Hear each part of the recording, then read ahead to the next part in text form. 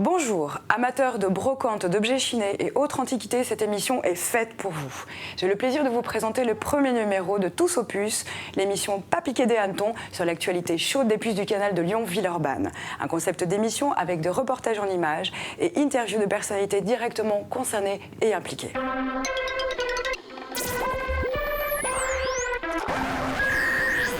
Au sommaire de cette première émission, plein feu sur une tendance en passe de devenir un véritable art de vivre, le mobilier industriel. L'équipe de Tous aux Puces était présente lors du week-end anniversaire des puces du canal de Lyon qui soufflait ses 18 bougies, samedi 5 et dimanche 6 octobre 2013. Retour en images sur les lampes atypiques de Yannick Gauthet, antiquaire spécialisé des puces du canal de Lyon, situé Tôle 4. Nous avons ensuite interviewé Brigitte Durieux et Philippe Bélier pour préciser en quoi l'industriel est devenu une tendance majeure en matière de décoration d'intérieur. À cette occasion, Brigitte Durieux proposait un container baptisé Industrial Box, véritable écrin de métal composé de pièces rares et de rééditions qui ont marqué l'histoire des objets cultes industriels. Je peux vous mettre en lumière sur les lampes allemandes, une marque qui avait disparu, qui est la lampe Idal-Kaiser, ou des lampes anglaises de type Menlit, Dugdale, les lampes françaises JLD ou des lampes qui éclairent. La lampe Toussens, la lampe Gras, il y a beaucoup de savoir-faire français sur le luminaire qui est assez méconnu par la clientèle des puces. Et vous avez des lampes, la JLD c'est incontournable au niveau du sujet JLD, il y a toute une gamme de lampes. Et vous avez des lampes DRGM, lampes de marque Midgard, très anciennes, qui datent on va dire 1930-1940. Mais vous avez aussi des lampes de style métro, marque française qui s'appelle Mapelec, qui était fabriquée à Amiens autrefois. Pourquoi cet engouement ? La lampe, je suis tombé dedans depuis on va dire une quinzaine d'années. C'est une collection, une passion. Et heureusement pour moi, la passion est devenue une profession. Donc j'ai trouvé l'opportunité, au lieu de vendre sur Internet, de me consacrer à une boutique, à un showroom pour présenter les produits. Et puis c'est une passion finalement, quand vous l'expliquez correctement, les gens s'orientent plus facilement sur l'achat. La lampe industrielle est comme toute une autre lampe, on va dire un style, c'est pas une tendance qui peut être éphémère, c'est vraiment quelque chose qui correspond à une passion. C'est avec un immense plaisir que j'ai l'honneur de recevoir Brigitte Durieux, qui est l'auteure de Objets cultes du mobilier industriel. Est-ce que vous pouvez vous présenter en quelques mots ? Eh bien, je suis l'auteur de différents livres exclusivement consacrés au mobilier industriel. Un premier livre sur Tolix, un second plus largement sur le mobilier industriel, un troisième sur le style Eiffel et publié depuis quelques mois ce livre qui est consacré aux objets cultes du mobilier industriel. En quoi la tendance industrielle s'est-elle démocratisée ?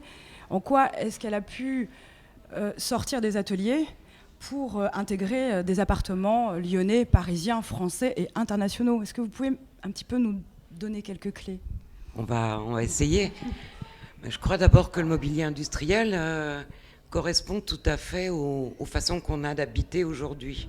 C'est-à-dire qu'on déménage beaucoup dans des appartements qui sont de plus en plus petits et il est plus facile de transporter des classeurs à clapet que l'armoire normande de la grand-mère, que de toute façon il conviendra de démonter et de recheviller au 4e étage. De la même façon, les lampes articulées, les lampes JLD en particulier, correspondent à ce qu'on attend aujourd'hui de l'éclairage dans une maison. Puisque l'éclairage en tant que tel a disparu, le vrai éclairage aujourd'hui, c'est celui de l'écran de notre ordinateur. Mais on a besoin néanmoins d'un certain nombre d'éléments qui nous permettent d'enluminer notre maison. tout ce que l'industrie a fait de fonctionnel. Je pense aux chaises et aux tabourets empilables. Il est plus facile dans un 2 pièces à Paris ou à Lyon de mettre des tabourets empilables que 4 chaises l'une à côté des autres en bois qui ne le sont pas. Bien sûr, donc vous pensez que ça pourrait être, que la naissance de cet engouement et de cette tendance à l'industriel viendrait d'une praticité? De toute évidence, ça vient à la fois de la fonctionnalité du meuble industriel, ça vient aussi de son design, parce qu'il a été conçu pour être un meuble économique, donc dépouillé, simple. Bien la sûr. lampe Bien sûr. JLD, Alors, c'est 2 bras et Bien- un réflecteur. bien sûr, donc venons-en à quelques objets, étant donné que vous les avez étudiés et vus de près à la loupe. Est-ce que vous pouvez nous donner quelques exemples d'objets cultes industriels? Alors, tous les objets industriels sont, de mon point de vue, cultes. Et j'imagine que plus de la moitié d'entre eux est encore à découvrir. Mais ça, c'est une autre histoire. Les objets cultes, alors si on est à Lyon, parlons de Lyon, c'est important. C'est déjà, dès 1920, la première chaise métallique empilable qui est conçue par un ingénieur lyonnais qui s'appelle Joseph Mathieu, et qu'on vendra sous le nom de chaise multiple. Elle existe encore, on la chine.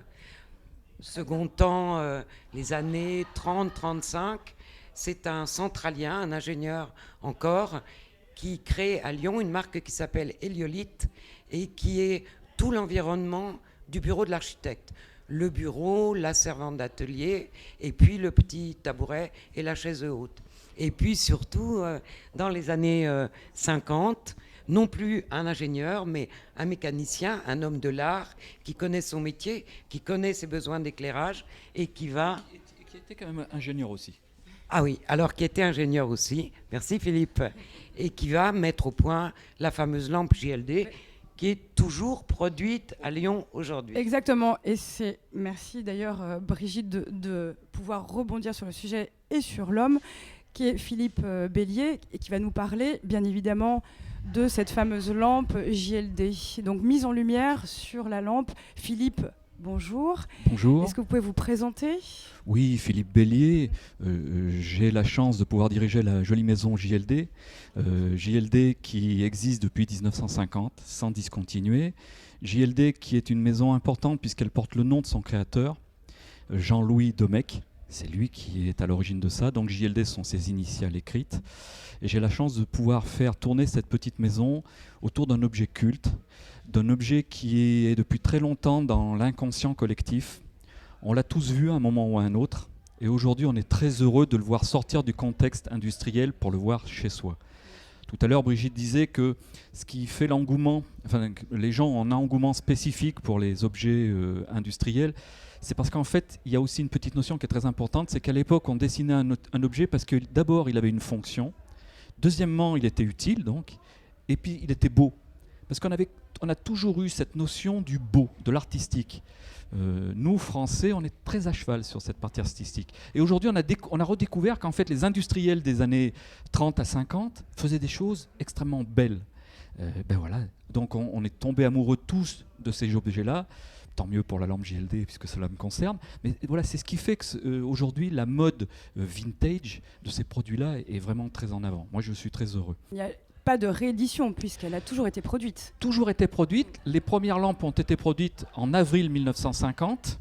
Et depuis 1950, sans discontinuer, ont été fabriquées. La société existe depuis 1950. Voilà. Il semble tout de même que vous a apporté votre touche, voire votre couleur à Voilà. l'évolution de cette lampe. C'est tout à fait vrai, j'ai mis un peu de couleur. C'est une lampe qui est au départ industrielle, donc on ne retrouve que dans des ateliers, sur des machines-outils, etc. Malheureusement, moi, quand je suis arrivé, l'industrie française un petit peu en déclin, donc JLD suivait le même mouvement, puisque plus de débouchés. L'idée était de se dire, mais c'est une lampe merveilleuse, sensuelle, belle, et si on la mettait en couleur? Donc moi, ma grande idée, le reste c'est tout de l'arrangement, c'est de dire on va la faire en couleur. Donc tout de suite, je l'ai faite en rouge, bleu, vert, jaune, rose, fuchsia, et ça a été la bonne idée, puisque ça a permis aux gens de reconnaître cette lampe, qu'ils ont toujours vu quelque part, et puis de pouvoir facilement l'adapter à leur intérieur. Il est vrai que JLD est mondialement connue. On peut la trouver sous toutes ses formes et avec maintenant une nuance de couleur. Moi, je l'ai déjà vue dans des restaurants, dans des hôtels. Et c'est vrai que, est-ce que vous pouvez vous expliquer véritablement cet engouement pour la lampe ? Oui, enfin, l'expliquer peut-être pas, tant mieux. Et comme je l'ai déjà dit, c'est l'amour de cette lampe et l'inconscient collectif qui fait le tout. Mais JLD a une particularité, c'est une lampe d'abord 100% française, qui est fabriquée toujours avec les mêmes gestes d'antan. Ça n'a pas changé, on n'a rien changé sur ça. C'est une lampe qui est 100% métallique, même les petites nouveautés qu'on apporte sont toujours métalliques. Donc c'est vraiment, on parle de ces lampes-là comme une lampe, c'est vraiment un amour du travail bien fait, du bel objet, de l'objet de qualité. C'est ce qui fait qu'on la retrouve un petit peu partout. Et il est vrai qu'elle se marie avec n'importe quel style. Donc un restaurant est très heureux de la voir, un hôtel aussi, etc. C'est pas un problème. On peut la mettre avec n'importe quoi. Elle est toujours là, toujours présente. Très bien. Et par rapport à cette lampe JLD, avez-vous peut-être d'autres éléments luminaires à dévoiler Oui. En scoop ? En scoop, il n'y a pas un scoop. Il est vrai que jusqu'à présent, JLD, avec sa lampe qui est bien connue, nous étions présents un petit peu partout. On l'a en lampadaire, on peut l'avoir en lampe à poser, en applique murale, et on n'avait rien en suspension. Donc on a regardé ça de près, et puis on s'est dit, nous, on est d'abord des industriels, on sait travailler la ferraille, donc on a créé des suspensions qui sont vraiment toutes nouvelles, parce qu'elles se mettent en vente à partir de ces jours, là c'est tout neuf, et donc on a aujourd'hui aussi des suspensions qui sont en harmonie avec nos lampes articulées à poser habituelles. Voilà. Donc là on sort ces nouveaux produits. Pour nous c'est tout à fait exceptionnel, puisque JLD existe depuis plus de 60 ans, et ça doit être la 4e lampe que nous sortons. Voilà, 4e luminaire différent que nous sortons. Donc, une nouveauté pour nous, c'est vraiment exceptionnel et on en parle depuis longtemps. On est vraiment très tendu. Et est-ce que ça va être bien perçu ? Voilà, ça c'est la question, mais c'est vrai pour tout le monde dès que l'on sort un nouveau produit. Est-ce que vous pensez que la tendance industrielle est une tendance pérenne ? Alors c'est, bien sûr, c'est une tendance pérenne. Et Philippe évoquait à l'instant le Made in France. Non seulement c'est une tendance pérenne, mais c'est une tendance qui est née en France. C'est le travail des brocanteurs et des antiquaires français qui a mis en exergue ce mobilier en métal qui jusqu'à présent ne retenait l'intention de personne. Et ces trouvailles aujourd'hui, elles s'exportent. Et on est face à un événement qui est quasi mondial. Je reviens successivement des États-Unis et plus récemment de Hong Kong. Ce qui est étonnant, c'est l'importation française qui est faite dans ces pays-là, et tout simplement parce qu'en réalité, quel que soit l'horizon de la planète, tout se passe aujourd'hui comme si la bascule vers une 3e révolution industrielle, informatique, virtuelle, provoquait chez chacun d'entre nous, mais qu'il soit américain, hollandais, espagnol, japonais ou taïwanais, une espèce de rétractation, de peur qui nous renvoie vers nos origines et donc vers la naissance de notre industrie qui est en train de disparaître. Donc non seulement, on va dire, cette tendance ne va faire que se conforter assez curieusement, mais qui plus est, elle est en train de s'universaliser.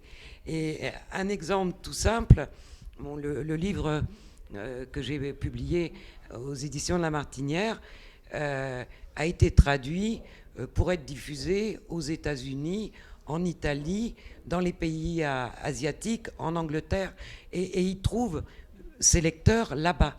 Donc ce qui signifie bien que le phénomène français s'exporte là aussi. Et j'ajouterais peut-être que ce sont des lecteurs qui ont besoin d'avoir une connaissance et une historique d'objets fabriqués main.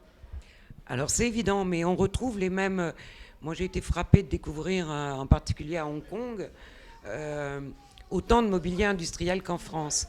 Mais pour l'heure, les Hongkongais, les Chinois ne le repèrent pas.